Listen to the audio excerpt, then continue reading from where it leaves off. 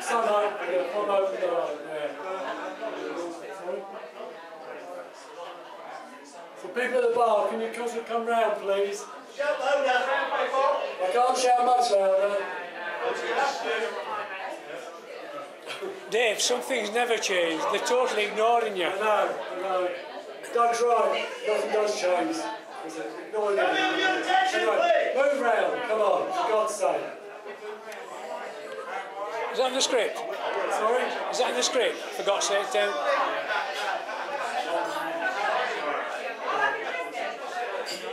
Have we got your attention?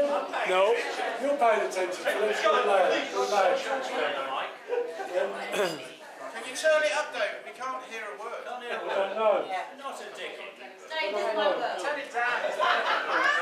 Well, the thing being is, I say, it was 1984 the last time I stood in front of a fucking microphone. Some people might say that they should have been the last. You know. Anyway, it's good to see so many people here that have made the effort because, as John Webster knows, back a few years ago, if you remember, John, I said that we should do something like this when you used to come to ASL, you know, and I sort of spoke about it and it never really happened. And I'm just glad that, like, eventually the dream to get a lot of us back together has really happened, you know. And it's good to see the people that have made the effort here tonight because it's really, really good, you know. You know. And it's been long overdue, you know.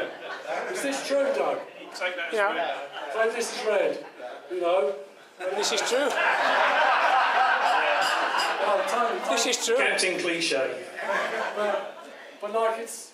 No, sorry. It's good that, you know, we have made the effort and it's good that we're doing this sort of thing, you know. That wasn't me. You know. I think what Dave's trying to say is that the fact that everybody's turned up tonight means that everyone's got a certain affection for back in the day at record merchandisers. Otherwise you wouldn't be here. And it was certainly, for myself, you know, some of the best working days of my life so far. They might come, you never know, but no, everybody loved it back then, especially when I was working for Mike, he was my boss. Anyway, we got a good evening lined up, and we got a live band. You might have guessed that by now. So if you've got earplugs, I'll dig them out for sure. We got a bit of a programme. Food's probably coming up pretty soon, 7 o'clock-ish. So we'll probably about 8 o'clock we'll have a bit of live music, and then we got a special guest. Oh, he's actually one of our old employees, Paul Cape. He's going to do a live quiz. So you're going to enjoy that. It's great. And then we'll get back into the band again and some PA music at the end. Dave. So now I've done the headpiece. Can I get rid of it, everybody? Yeah, for God's sake.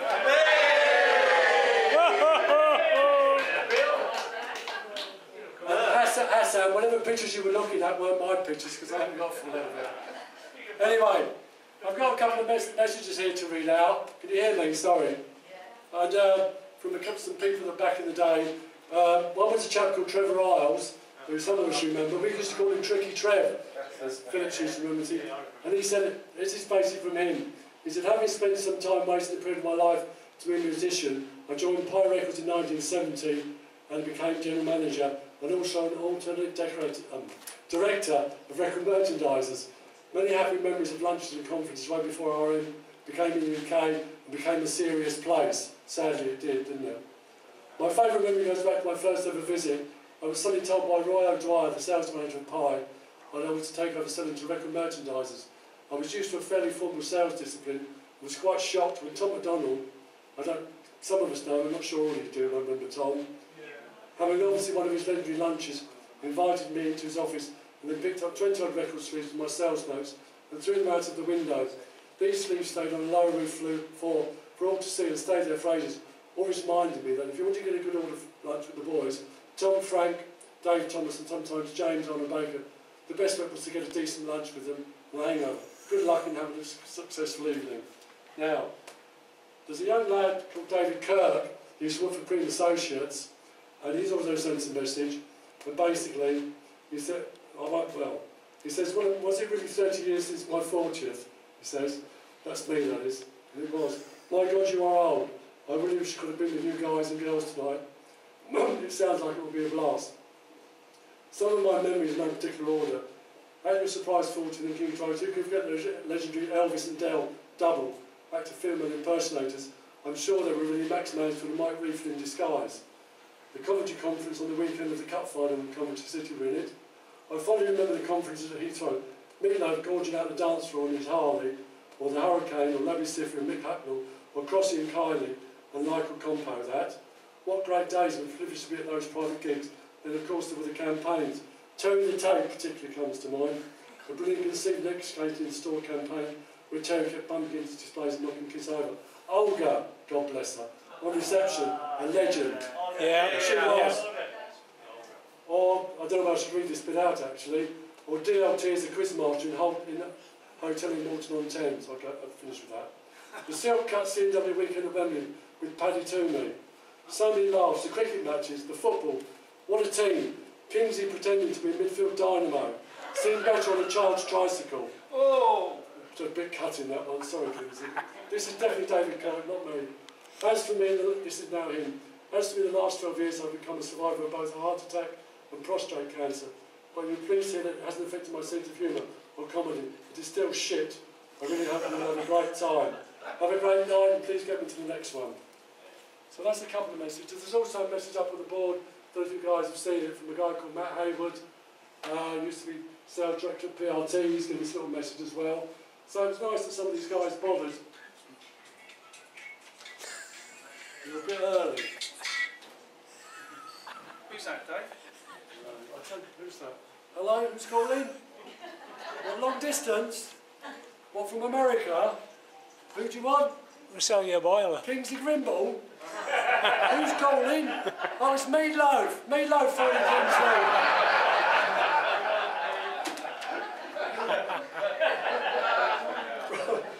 Anyway, some other things that we remember from way back.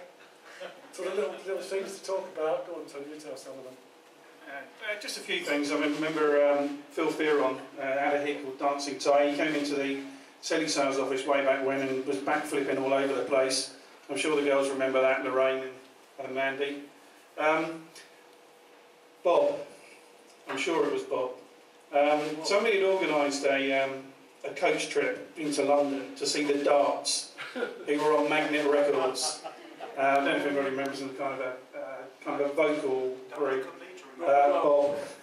Anyway, we had a coach load of RM people, and somebody shouted out, "Stop the coach!" They'd seen an off licence, and somebody jumped out of the coach, disappeared into the off licence, came back with a bottle of VAT 69. If anybody remembers that. The thing is, just coming across you, Tony. The thing is that when we got into the Rainbow Theatre to see the gig, we never saw Bob Sprott again for days. He fucked off in the bed of VAT 69. Never saw him. He went on the missing list. Obviously, Simply Red, they played at one of the conferences, and it was about the time that their first record came out, Money's Too Tight to mention. And they gave up their time for RM and the staff, and obviously they went on to global superstardom, so it was nice to see them in their early days. This is more of a personal one. It was the sense of fear when he was told that Bob Edgerton was on the phone from Woolworth and wanted to talk to him. He used to duck under the desk. Mine used to have this bloody fax machine. I think it was one of the first ones ever invented. And Bob Edgerton at Woolworths insisted that we faxed him documents. And it took about 10 minutes, I kid you not, for one sheet of A4 to whiz around this bloody fax machine. And it was all to fuel Edgerton's ego, because it was a status symbol in his office, this new fax machine. Remember that line? But the classic is, I think, was me, and I think that a lot of us will remember talking about the Meatloaf thing. That particular conference was like, I think, one of the highlights for us all. It was the night I saw at George Michael, because they were late getting the evening going off. But the classic of it all that day was the Flying Pickets played that night for us. I don't know if anyone remembers that or that. And during the afternoon, I was having trouble with the sound engineers, with them all. But prior to that, Phil Coker from Chrysalis had said to me, phoned me up and said, "Dave, Huey Lewis and the band are going back to America today. Would you like them to pop in and say hello to everybody?" And I said, "Yes, it would be fantastic." So anyway, I'm in this room having a row with the engineers from the Flying Pickets and all that. And Phil contacts on the shoulder and says, Dave, I'd like you to meet Huey Lewis. And who the fuck you are? Fuck off and leave me alone, because I'm busy. There's this fucking megastar from America, I'm telling you to fuck off. Anyway, and now this is a true story, because Tony will tell you this. A year later, Tony and I were invited to see Huey Lewis in an Old Edmonds programme, and we went backstage to meet him. And he walked out of his dressing room, looked at me and said, you're the guy that told me to fuck off a year ago. I actually remembered it, you know, and I felt, you know, very small. But anyway, that basis, a few little ditties. I don't know if anybody else has got anything they'd like to talk about from them days. If they do, and I'm sure Doug Fry's got something he want to talk about, I'm sure. Because Doug's never short of a few words, is he? Sorry? Oh, you're there? Yeah. But, I mean, we're actually very lucky because Doug just finished his European tour, so I'm really glad he's here, you know. Absolutely. Hassan, would you like to pop up and say a few words? Hi everyone. Hi. As you probably remember from all the conferences that I was never much of a public speaker, but it is a very emotional occasion, I think, for all of us. And I was just saying to some of you earlier that no matter where we worked since then, most of us recall those days with great affection, and that is obvious how many have turned up. And also that those who stayed were the ones who got on, and those who didn't stay were, you know, obviously didn't fit in with the way we did our things. But I'm very proud that I had the opportunity that I was afforded to come and be one of your colleagues and to work with you as a team member. And we did some things right, some things wrong. But the one lasting thing is that none of us really had major problems that we couldn't talk it over with each other. I look back on those days and we think, well, there were some great times and there were some great people we worked with. And at a time like this, you think of not only the ones who couldn't make it this evening, but the ones who passed away. And I think it would be nice to remember some of them, because we had some great guys. You may recall, David and I occasionally fell out, but had a lot of affection for him, and I felt very sorry when he passed away. There was Peter Moore, talented guy, brilliant man, and really likable, lovable person who ended his days in such a tragic manner. There's Mike King, who had this problem and went off, Max Mansfield. So, you know, there are some great guys that we work with who aren't here with us. Can I just stop you a second there? Sorry, I was meant to sort of say something about earlier on. So, just before Hassan goes on, I think we ought to raise a glass to them people. You know, because they're up there looking down and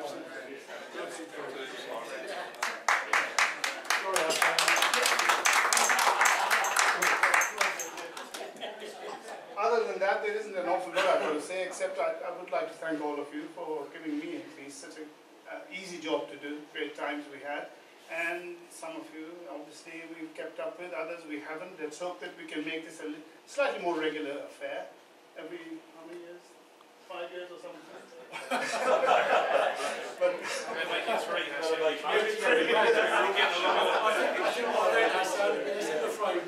No, I've signed a contract with my wife. I'm going to be there to 20 years. Yeah. Anyway, thank you all very much, and Thank you. So the evening's to be enjoyed as much as you can. Food's coming around about 7 o'clock, so just enjoy yourselves. Talk a lot of bullshit amongst everybody like